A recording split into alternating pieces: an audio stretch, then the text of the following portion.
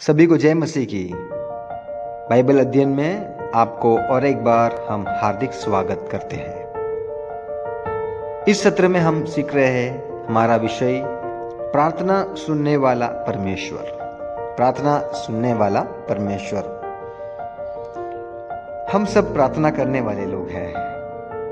जी हाँ, आज सुबह भी हम प्रार्थना किए होंगे, कल रात को भी हम प्रार्थना किए होंगे। हमेशा हम प्रार्थना करते हैं। प्रार्थना निरंतर करने वाले एक समाज है हम, क्योंकि हम प्रार्थना के सामर्थ्य में विश्वास करते हैं। प्रार्थना के द्वारा क्या कुछ हो सकता है, प्रार्थना की संभावनाएं क्या है, प्रार्थना की प्रभावशाली ताकत क्या है, ये हम भली भांति जानते हैं। इसलिए हम सब अक्सर प्रार्थना जरूर करते हैं। हम बाइबल से अध्ययन करेंगे कुछ ऐसे लोगों के जीवन से जिन्होंने प्रार्थना किया और उनके प्रार्थना से बहुत कुछ हुआ। हम शुरू करेंगे हमारा इस अध्ययन एलिया को और एलिया के प्रार्थना जीवन के बारे में अध्ययन करते हुए। एलिया को सबसे पहला राजा 18 अध्याय 1 और 2 पद में हम देखते हैं। एलिया एक नबी था। परमेश्वर की वाणियां मनुष्य तक पहुंचाने वाले लोगों को हम नबी कहते हैं। एलिया नबी ने उस समय के राजा आहाब के महल में जाकर परमेश्वर की बातों को सुनाया। देखिए, उन दिनों में राजा के महल में जाकर बातों को बताना उतना आसान बात नहीं है, लेकिन एलिया ने ये हिम्मत बांधकर बड़े उत्साह के साथ, बड़े धैर्य के साथ वे गए। उन्होंने कहा, जब तक मैं नहीं कहूंगा ना तो मेघ बरसेगा और ना ओस पड़ेगी। जैसे एलिया ने बोला वैसे ही हुआ। 3.5 वर्ष बारिश नहीं हुई। भूमि में खेती करने के लिए पानी नहीं, जानवर और मनुष्यों को पीने का पानी भी नहीं था। यह सब होने के बाद भी उस देश के राजा और जनता ने परमेश्वर से प्रार्थना नहीं की। इन समस्याओं में परमेश्वर ने एलिया नबी का पालन पोषण किया। एक दिन परमेश्वर ने एलिया नबी से कहा, मैं पृथ्वी पर बारिश भेजने जा रहा हूं। एलिया नबी ने यह बात आहाब राजा से जाकर कही। परमेश्वर के कहने के अनुसार एलिया नबी बारिश के लिए प्रार्थना करने लगा। एलिया नबी करमेल पर्वत पर चढ़ा और सिर को अपने घुटनों के बीच में लगाकर प्रार्थना करने लगा। बारिश के लिए आकाश में काले बादल होना जरूरी है। एलिया नबी जब प्रार्थना कर रहा था तब कोई भी काले बादल नहीं थे। फिर भी वो विश्वास से प्रार्थना कर रहा था। हर बार अपने सेवक से वो पूछता था, कोई बादल है? 7 बार ऐसा हुआ। जब 7वीं बार सेवक ने जाकर देखा तब हथेली के समान काले बादल उसने देखा। एलिया को मालूम पड़ा कि परमेश्वर बारिश भेजने के लिए जा रहे हैं। तुरंत बहुत भारी बारिश हुई। परमेश्वर ने अपने बेटे एलिया की प्रार्थना को सुन लिया। प्रियो, जब हम प्रार्थना करते हैं विश्वास के साथ, परमेश्वर वहां पर बहुत बड़ा कार्य को करते हैं। एलिया का प्रार्थना जीवन हमारे लिए एक बहुत प्रेरणादायक विषय है। जब उन्होंने कहा बारिश नहीं होगा, नहीं हुआ, और जब वो प्रार्थना किया वापस वर्षा होने लगी। परमेश्वर एलिया के प्रार्थना जीवन का आदर किया। आगे बढ़ते हुए अगले किरदार को हम देखेंगे और वो है एस्तर रानी। एस्तर की प्रार्थना जीवन। एस्तर भी परमेश्वर द्वारा नियुक्त रानी थी। शरेक नामक राजा के दिनों में बेबीलोन देश में हामान नामक एक मंत्री था। यहूदियों से हामान बहुत नफरत करता था और एस्तर रानी भी, जो फिर रानी बनी, वो भी यहूदी थी। इस नफरत का कारण यह था कि राजा के महल में मोर्देकाई नामक एक यहूदी रहता था। मोर्देकाई कभी भी हामान को दंडवत नहीं करता था, क्योंकि हम जानते हैं यहूदियों को परमेश्वर के अलावा किसी के सामने दंडवत करने की इजाजत नहीं है। शर्यश राजा की रानी एस्तर थी। रानी एस्तर जो यहूदी थी, राजा उससे बहुत प्यार करता था। इसलिए रानी ने अपने चाचा मोर्देकाई को राजमहल में रहने के लिए इजाजत दी। यहूदी लोग हमेशा परमेश्वर की आराधना करते थे। परमेश्वर की आराधना करने वालों को संकट के समय में परमेश्वर छुड़ाता है। हमने हमारी जिंदगी में कई बार देखे होंगे, जब हम संकट में पुकारते हैं, परमेश्वर हमारे पास आते हैं। परमेश्वर हमारे प्रार्थनाओं को सुनते हैं, हमारे विनतियों को सुनते हैं, हमारे ऊपर तरस खाते हैं। जब कभी भी राजा का मंत्री हामान आता था, तब सब लोग उन्हें दंडवत करते थे। मोर्देकाई ने यहूदी होने के कारण यह निर्णय लिया था कि वह केवल परमेश्वर को ही दंडवत करेगा, किसी मनुष्य के सामने वो दंडवत नहीं करेगा। इस निर्णय से हामान बहुत क्रोधित हुआ। मोर्देकाई समत सारे यहूदियों को मार डालने का हामान ने राजा से आज्ञा पाई। सारे इस्राएल जाति को मार डालने के लिए राजा ने आज्ञा भी दी। अब ये जानकर एस्तर रानी और मोर्देकाई बहुत दुखित हुए। मोर्देकाई ने एस्तर से कहा, यदि तुम राजा से विनती करो तो राजा सारे यहूदियों को बचाएगा। रानी होने पर भी बिना इजाजत राज दरबार में जाना एस्तर के लिए संभव नहीं था। बिना इजाजत के राजमहल में जाने से एस्तर की जान खतरे में पड़ सकती थी, क्योंकि राजा किसी को भी मार सकता था। इस कारण एस्तर प्रार्थना करने लगी। बचपन से ही वह जानती थी कि कैसा प्रार्थना करें। एस्तर रानी ने उपवास रखकर प्रार्थना की।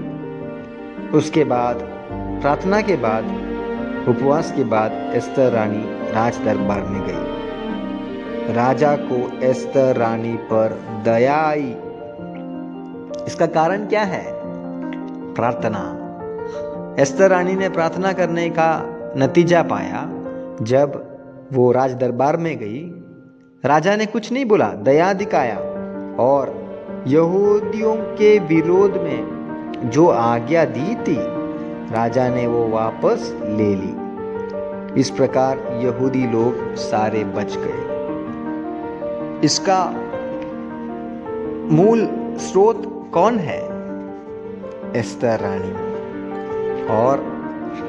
और गहराई से जब हम देखते हैं तो हम कह सकते हैं एस्तर रानी की प्रार्थना ने उन्हें बचा दिया। केवल उनको नहीं, उनके पूरे समाज को।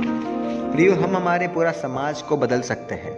हमारे प्रार्थना जीवन के द्वारा हम केवल हमें नहीं, हमारे परिवार को नहीं, हमारे पूरे समाज को भी हम बदल सकते हैं। ये परमेश्वर हमसे चाहता है।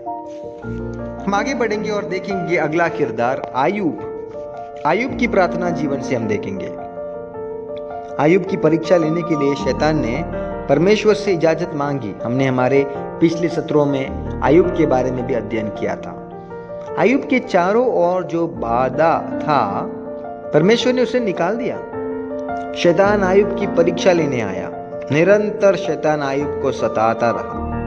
आयूब की सारी संपत्ति नष्ट हो गई। उसके 10 बच्चे, 7 पुत्र और 3 पुत्री एक दिन मर गए।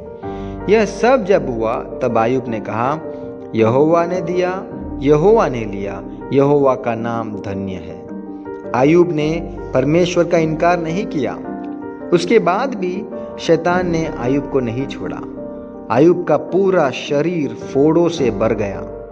आयूब को बहुत दर्द और खुजली होने लगी। उसकी पत्नी ने कहा, परमेश्वर का इनकार करो और मर जाओ। यह सब होने पर भी आयुब ने परमेश्वर का इनकार नहीं किया। जब आयुब के मित्रों को पता चला कि वह कष्ट में है, तब वह उससे मिलने गए, लेकिन उन्होंने भी आयुब पर दोष लगाया। उन्होंने कहा, आयुब की गलती के कारण यह सब संकट उस पर आया है। उन्होंने आयुब को तसल्ली से अधिक दुख दिया। सबका विरोध होने पर भी आयुब ने अपने विश्वास को परमेश्वर पर स्थिर रखा। आयुब के विश्वास को देखकर परमेश्वर उससे और अधिक प्यार करने लगा। परमेश्वर ने आयुब से बातें की और कहा, तुम अपने मित्रों के लिए प्रार्थना करो। और आयुब प्रार्थना करने लगा। परमेश्वर ने आयुब की हालत को बदल दिया। सब बातों में आयुब ने 2 गुना आशीष पाई। यह सब तब हुआ जब आयुब ने दोष लगाने वाले अपने मित्रों के लिए भी प्रार्थना किया। प्रिय, हमारे सताने वालों के लिए क्या हम प्रार्थना करते हैं? हमारे खिलाफ बोलने वाले के लिए हम प्रार्थना करते हैं। आयुब के दोस्तों ने आयुब के खिलाफ बात किया, फिर भी उनके लिए वो बिछवाई किया, उनके लिए वो प्रार्थना किया। और जब वो प्रार्थना किया, उनके हालत में भी बदलाव आया। परमेश्वर हमें भी उसके लिए मदद करने पाई। अगला हम देखते हैं, नेहमिया नाम का एक व्यक्ति है। नेहमिया की प्रार्थना। ये कौन था? ये नेहमिया नेहमिया को बाबेल नामक जगह में लेके आया था। उसको राजमहल में एक काम दिया गया। वह राजा का पियाऊ था। केवल ईमानदार लोगों को उस काम के लिए चुना जाता था। राजमहल में रहकर भी नेहमिया यरूशलेम को याद करके प्रार्थना करता था। यरूशलेम में वापस जाने के समय का वह इंतजार करता रहा। एक दिन यरूशलेम से एक व्यक्ति नेहमिया के पास आया। उसने कहा, यरूशलेम की शहरपना टूट गई है। यरूशलेम के दीवार टूट गए हैं और फाटक आग से जल गए हैं। यह सुनकर नेहमिया बहुत दुखी हुआ। जिस नगर में दीवार नहीं, उस नगर में लोग कैसे रहेंगे? चोर और जंगली जानवर उसमें ढूस कर उसको नष्ट करेंगे। यह सोचकर नेहमिया रोने लगा। रो रो कर वो प्रार्थना करने लगा।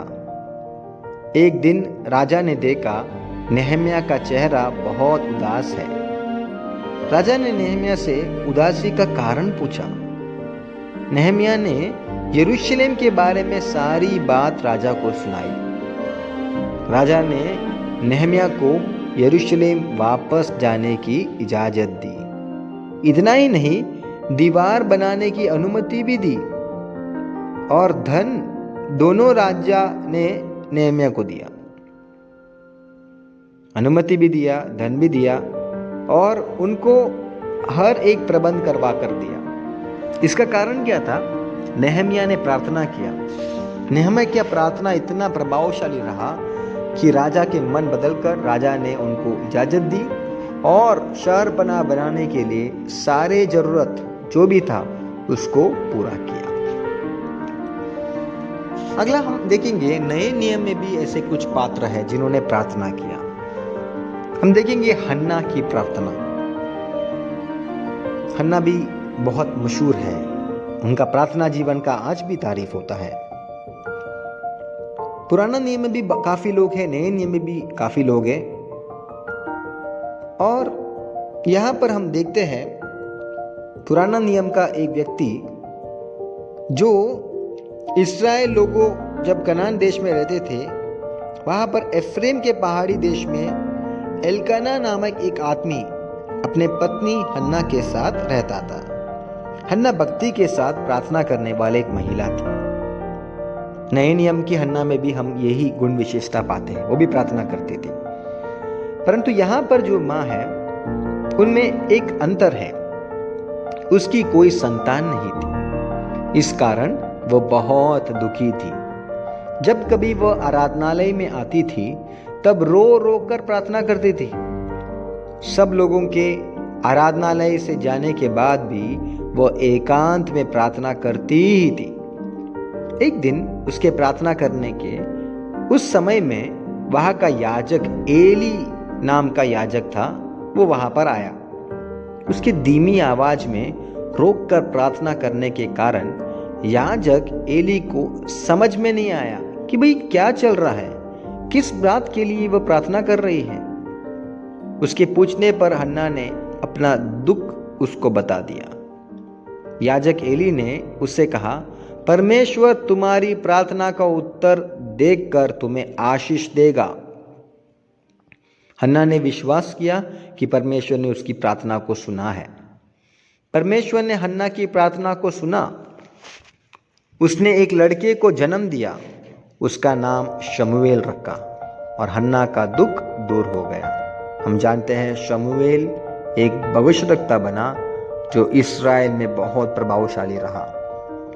परमेश्वर के लिए महान कार्य किए हुए एक प्रभु का दास बना। कारण क्या है? माता का प्रार्थना। हन्ना ने प्रार्थना किया और हन्ना की प्रार्थना को परमेश्वर ने सुन लिया। अब हम देखते हैं अगला एक व्यक्ति और वो है प्रेरित पौलुस। प्रेरित पौलुस बहुत ही मशहूर नए नियम का किरदार है। प्रेरित पौलुस ने यीशु के लिए बहुत कार्य किया। पवित्र आत्मा उसके द्वारा काम करता था। बहुत से चमत्कार भी पौलुस के द्वारा प्रभु ने किया। पौलुस एक बहुत धनी व्यक्ति का पुत्र था।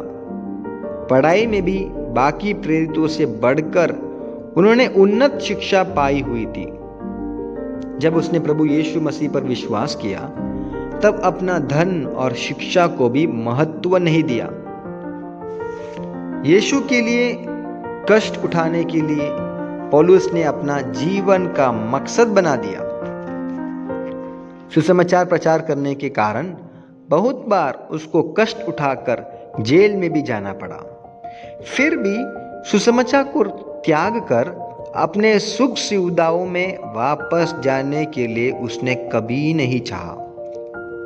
इस प्रकार प्रभु के लिए कार्य करने वाले पौलुस के जीवन में भी एक कांटा चुभा था। वह कांटा क्या था ये स्पष्ट नहीं।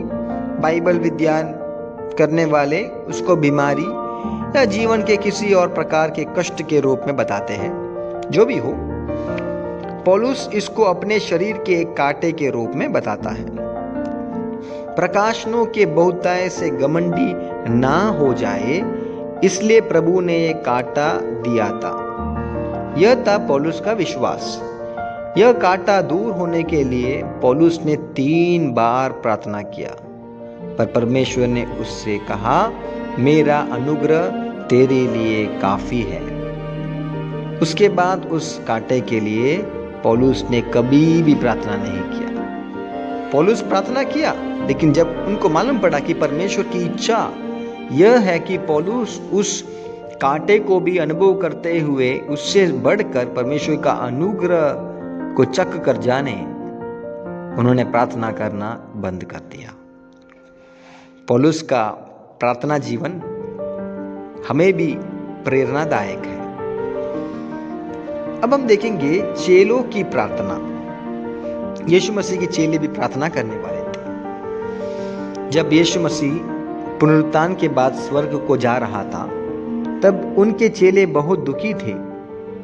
तब यीशु ने अपने चेलों से कहा, मेरे जाने के बाद तुम्हारे साथ हमेशा रहने के लिए मैं पवित्र आत्मा को भेजूंगा। इसके लिए तुम सबको इकट्ठा होकर प्रार्थना करना अवश्य है। चेले ने प्रार्थना करना शुरू किया। उसको मालूम था बिना पवित्र आत्मा के यीशु की उपस्थिति उनके साथ नहीं रहेगी। यहूदियों का पर्व पेंतिकोस्त के दिन पवित्र आत्मा सामर्थ्य रूप में उन पर आ गया। बड़ी आंधी की सी सनसनाहट का शब्द हुआ। जिस घर में वो बैठे थे वो जूझ गया। जब उन्होंने देखा, आग की सी एक बड़े जीवे उन्हें दिखाई दी और उसमें से हर एक पर आ ठहरी। उनकी अपनी भाषा छोड़कर स्वर्ग की भाषा में वो बातें करने लगे। सबको बड़ा आनंद हुआ। उनका सब डर दूर हो गया। वे सब हिम्मत वाले बन गए अन्य भाषा का शब्द बाहर के सब लोगों ने सुना। वह सब लोग भागकर आ गए। अलग अलग भाषा बोलने वाले लोगों को चेले जो बोलते थे वह उन्हें समझ में आता था। परमेश्वर के बड़े बड़े कामों की चर्चा को सुनकर सब घबरा गए। इस प्रकार जब चेलों ने एक साथ बैठकर प्रार्थना की तब पवित्र आत्मा आया। प्रिय, हमारे गृह कलसियाओं में, हमारे परिवारों में भी जब हम परिवार होकर, विश्वासी गण होकर साथ में आते हैं, हमें मिलकर प्रार्थना करना है। कैसा प्रार्थना करना है? एकता के साथ प्रार्थना करना है, क्योंकि जब हम एकता के साथ प्रार्थना करते हैं परमेश्वर हमारे प्रार्थना को जरूर सुनता है, उत्तर देता है, और सबसे महत्वपूर्ण बात, पवित्र आत्मा हमारे ऊपर उंडेलता है। अगला हम देखेंगे युद्ध में जीतने के लिए प्रार्थना। युद्ध के बारे में हम सब जानते हैं, जहां पर बड़ा युद्ध होता है। तो उसी प्रकार पुराना नियम में यहूदा देश का एक प्रबल राजा था जिनका नाम था यहोशापात। अशेरा नामक मूर्तियों का यहोशापात ने अपने देश से हटा दिया। वो इतना उग्र थे, उन्होंने कहा मूर्ति की आराधना हम नहीं करेंगे। इसलिए परमेश्वर ने भी उन्हें बहुत आशीष दी। एक बार 3 देश मिलकर यहोशापात से युद्ध करने के लिए आए। परमेश्वर पर पूर्ण रूप से भरोसा रखने वाला यहोशापात ने अपने देश के लोगों से उपवास में रहकर प्रार्थना करने के लिए कहा। देश के लोगों ने उपवास में बैठकर प्रार्थना की। परमेश्वर ने उनके लिए युद्ध को लड़ा। दुश्मन की सेना हारकर भाग गई। यहूदी लोगों ने युद्ध में विजय प्राप्त की। दुश्मन की सेना की सारी संपत्ति भी उनको मिल गई। प्रार्थना के द्वारा उन्होंने युद्ध को जीता। प्रियो, यहां पर उनके बलबूते से नहीं हुआ, ना तो बल से ना शक्ति से, पर तेरी आत्मा की द्वारा वचन में पढ़ते हैं। यहां पर वो युद्ध जीतने का मुख्य कारण यह था उनकी प्रार्थना, उनकी आराधना, उनकी उपासना। जब वो मिलकर परमेश्वर की उपासना प्रार्थना करने लगे, वहां पर युद्ध में विजयवंत हुआ। युद्ध जीतने के लिए अवश्य है कि हम भी प्रार्थना में लवलीन रहें। अगला हम देखेंगे योना की प्रार्थना। योना के बारे में हम सब वाकिफ है। अमित्तई के पुत्र योना नामक एक नबी था। एक दिन परमेश्वर ने योना से कहा कि तू जाकर निनवे नगर में प्रचार करना। उधर जाना है तो बड़ा जहाज में बैठकर समुद्र के मार्ग से होकर जाना था। योना नबी को पसंद नहीं था कि वह निनवे में जाकर प्रचार करे, क्योंकि वहां के लोग बहुत दुष्ट थे। इसलिए वो तर्शीश में जाने वाले जहाज में बैठ गया। नींद आने के कारण वह एक कमरे में जाकर सो गया। अचानक समुद्र में एक बड़ा तूफान आया और जहाज डगमगाने लगा। सब लोग डरने लगा। जहाज टूटने पर सब मरेंगे, यह सोचकर लोग इधर उधर भागने लगे। योना यह कुछ भी नहीं जानता था। वह बड़े आराम से सो रहे थे। जहाज के लोगों ने योना को देखकर और कहा, सब लोग प्रार्थना कर रहे हैं, सब लोग को प्रार्थना करना है। सारे लोग अपने अपने देवताओं को पुकार रहे हैं, पर योना वहां पर प्रार्थना नहीं कर रहा है। डर कर योना ने उनसे कहा, मेरा कारण यह तूफान आया है। और वो अंगीकार कर दिया। उन्होंने कहा, इसलिए मुझे उठाकर समुद्र में डाल दो, समुद्र शांत हो जाएगा। उन्होंने योना को समुद्र में फेंक दिया। परमेश्वर के कहने पर एक बड़ी मछली ने योना को निगल लिया। योना इस वक्त मछली के पेट में चला गया। योना को सांस लेने में परेशानी होने लगी। हड्डियां टूटने वाला दर्द होने लगा। इस प्रकार मछली के पेट में रहकर योना ने प्रार्थना की। परमेश्वर को योना पर दया आई। उसने उनकी प्रार्थना सुन लिया। मछली ने योना को किनारे में उगल दिया। उसको कोई हानि नहीं हुई। परमेश्वर की आज्ञा के अनुसार योना ने निनवे में जाकर प्रचार किया। कष्ट के समय में प्रार्थना करने से बहुत ज़्यादा अच्छा है कष्ट आने के पहले हम प्रार्थना करें।